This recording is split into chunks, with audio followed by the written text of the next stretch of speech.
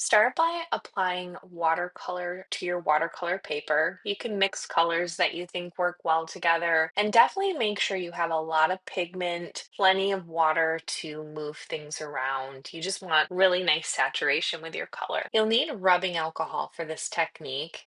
And here I filled this paintbrush with the rubbing alcohol, and I'm just dropping it onto the wet watercolor. And you can see how it makes like a little burst effect, and it kind of resists the watercolor and makes like a really fun texture. So there's lots of different ways you can apply the rubbing alcohol. This is just one way. You can also draw with the paintbrush, you can spray it, you can splatter it. So we'll explore some different ways to apply the rubbing alcohol to create some really cool textures. But it's important to keep in mind that the watercolor must be wet for this technique to work properly.